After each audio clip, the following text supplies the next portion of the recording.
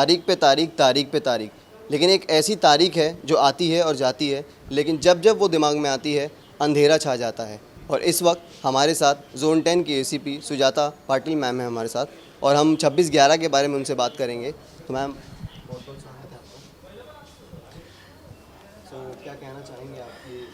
जय हिंद, सबको नमस्ते। आज का दिन तो हमारे लिए बहुत बुरा दिन है और मैं तो आपको बताऊंगी कि शायद आप या बॉम्बे में हो गया नहीं, लेकिन मैंने वो मेरे खुले आंखों से जो भीड़ हल्ला था, जो अतिरेकी अटैक था, जो अटेम्प्ट था, वो मैंने देखा है और वो यादें हमारे दिमाग से अभी तक सदमे से निकले नहीं है कि जैसे हमारे जवान, मेरे ब्रदर्स जो शहीद हुए हैं।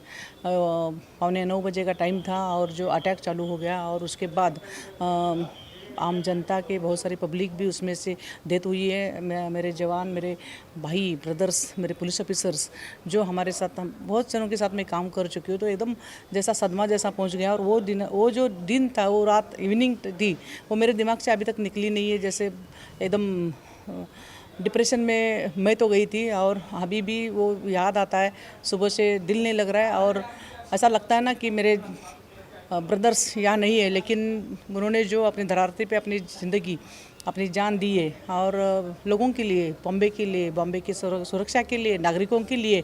और ये मेरे जवान यहाँ देख रहे हो आप, हम उनकी तस्वीर को अभी श्रद्धांजलि अर्पित सुबह से कर रहे हैं हम लोग और जनता भी कर रही है, और ये दिमाग से हमारे निकले 26/11 कभी भूल नहीं सकते।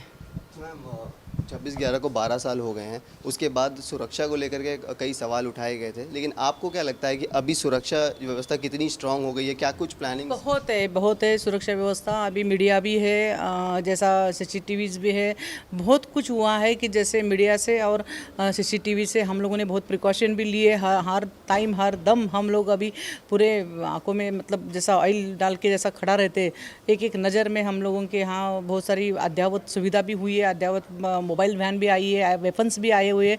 बहुत सारे हमारे जवानों को ट्रेन किया गया है, हम लोग ट्रेन है, बहुत सारी ट्रेनिंग ली जा रही है गवर्नमेंट से। और हम बॉम्बे के लिए, ये कैपिटल सिटी के लिए अभी सज्ज है।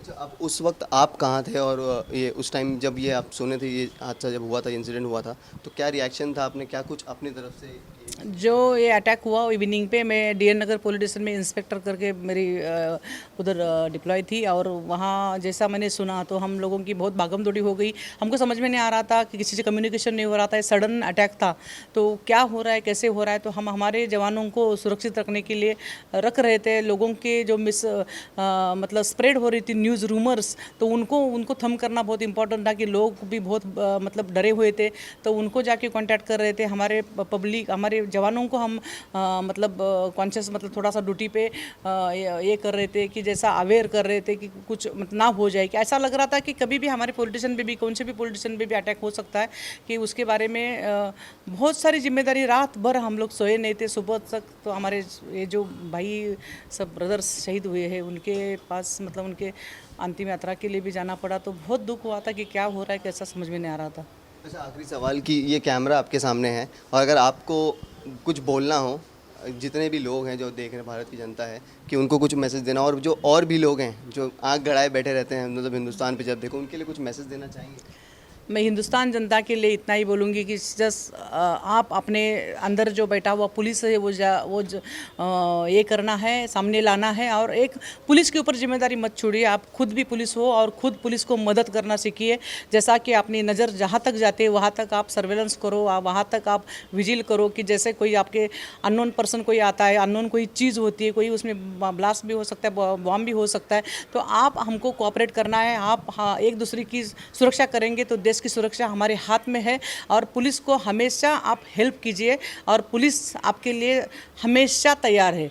आप डरने की कोई ज़रूरत नहीं है, आप सुरक्षित रहिए, हमको मदद कीजिए और हम सब मिलके ये भारत माता को सुरक्षित रखेंगे। धन्यवाद। जय हिंद।